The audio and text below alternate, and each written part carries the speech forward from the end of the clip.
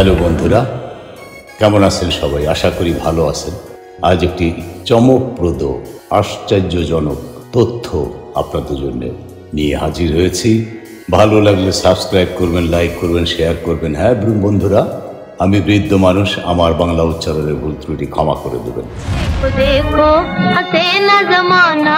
তবে একজন কণ্ঠশিল্পী হিসাবে এবং একজন মুক্তিযোদ্ধা হিসাবে আপনাদের সহযোগিতা একান্ত কাম্য।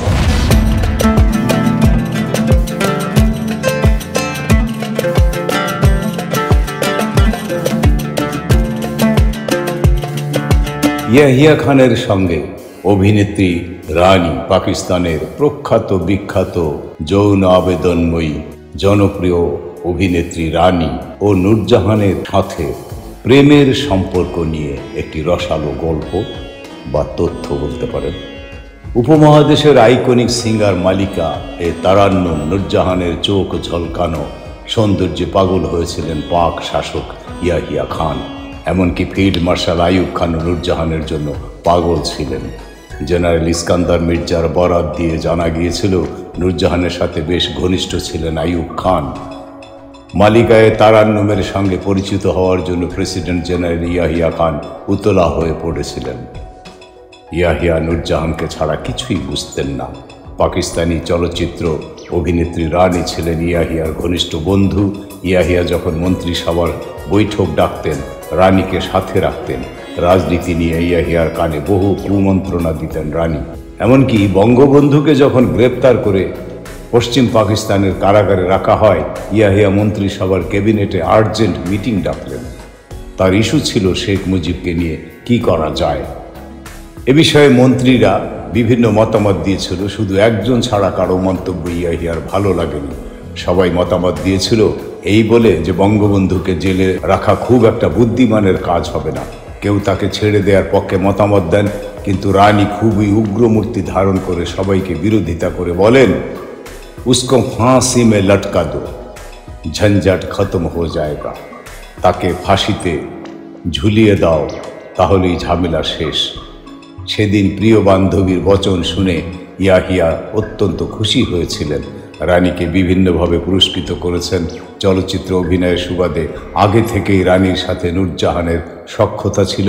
ইয়াহিয়া রানীর কাছে আবদার করলেন নূরজাহানকে তার সাথে পরিচয় করিয়ে দিতে।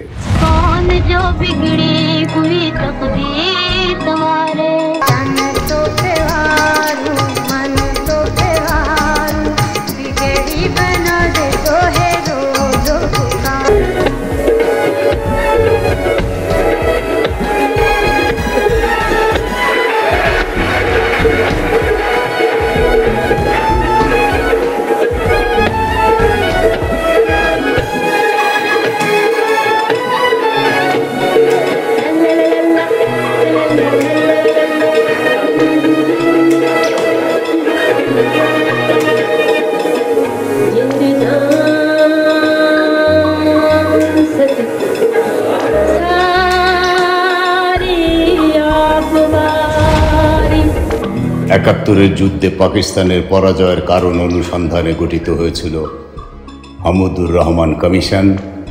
সেই রিপোর্ট অনুযায়ী প্রেসিডেন্ট ইয়াহিয়া খান প্রেসিডেন্ট চেয়ারে বসে সারাদিন মদে বুঁদ হয়ে থাকতেন। ইয়াহিয়ার সঙ্গে অজস্র নারীর সম্পর্ক ছিল, তাদের তালিকাও বানানো হয়েছিল। তালিকার শীর্ষে ছিলেন নূরজাহান। নূরজাহানকে নূরি বলে ডাকতেন ইয়াহিয়া, আর তিনি ইয়াহিয়াকে সরকার বলে সম্বোধন করতেন।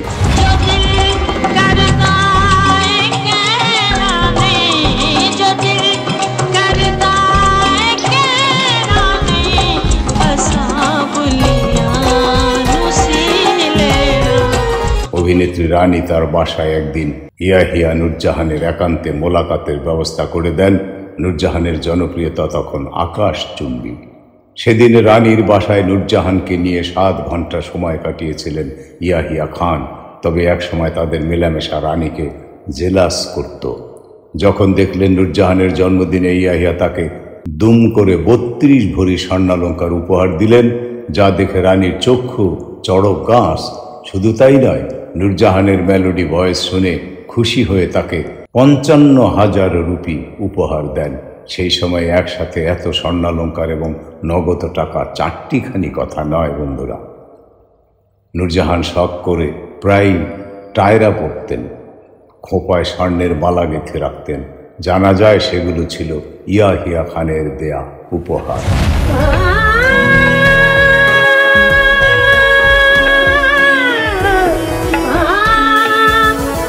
সেই থেকে রানীর সাথে নূরজাহানের সম্পর্ক শীতল রূপ ধারণ করে। রানী নূরজাহান বিদ্বেষী হয়ে উঠলেন।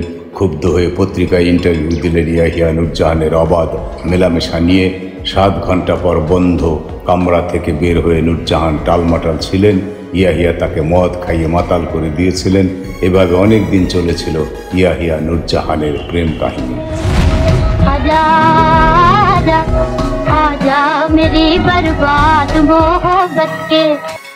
নূরজাহান তার 2 ছেলে 4 মেয়েকে বোর্ডিং স্কুলে রেখে পড়াতেন। বাসায় সুরেলা মহল বিরাজ করত বলে সন্তানদের পড়াশোনায় ব্যাঘাত যাতে না ঘটে সেজন্য বোর্ডিং স্কুলের ব্যবস্থা ছিল। সন্তানদের বোর্ডিং স্কুলে পাঠিয়ে অঝরে কাঁদতেন।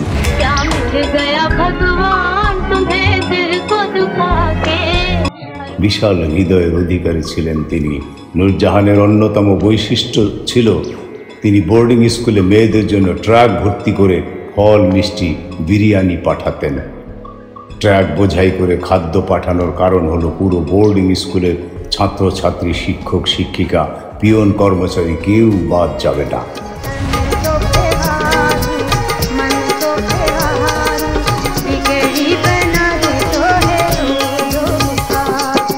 প্রিন্সিপালকে চিঠি লিখে পাঠাতেন নিজের হাতে। মালিকাই তারান্নুমের লেখা চিঠি পেয়ে প্রিন্সিপাল ধন্য হয়ে যেত। নূরজাহানের নির্দেশ ছিল বোর্ডিং স্কুলের কেউ যেন খাওয়া দাওয়া থেকে বাদ না পড়ে।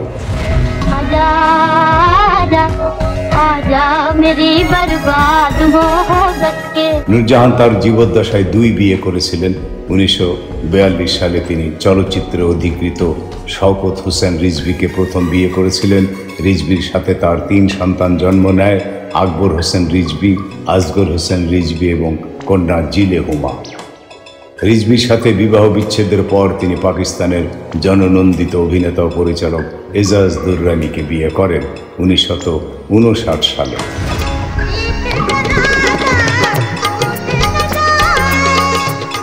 তবে 1971 সালে তাদের ডিভোর্স হয়ে যায়। ইজাজের সাথে তার 3 মেয়ে জন্ম নেয়: হিনা দুররানি, নাজিয়া ইজাজ খান এবং মিনা হাসান। ইজাজের চেয়ে 10 বছরের বড় ছিলেন নূরজাহান। তবে তাদের বিবাহ বিচ্ছেদ হয়ে যায়। নূরজাহানের বড় মেয়ে জিলে হুমা গায়িকা ছিলেন। তিনি দেখতে হুবহু মায়ের মতো ছিলেন। হুমা ডায়াবেটিস, উচ্চ রক্তচাপ এবং কিডনি ফেইলিউরে মারা গিয়েছে 1914 সালে। এছাড়া তার পায়ে গ্যাংগ্রিনও হয়েছিল। গহনা থেকে মেকআপ, চুল সব কিছুর মধ্যে নূরজাহানের সৌন্দর্য নিখুঁতভাবে পয়েন্ট আউট হতো। ফ্যাশন সেন্সের জন্য তিনি বিখ্যাত ছিলেন। 23শে ডিসেম্বর 2000 সালে হৃদরোগে আক্রান্ত হয়ে মারা যান মালিকাই তারান্নুম নূরজাহান।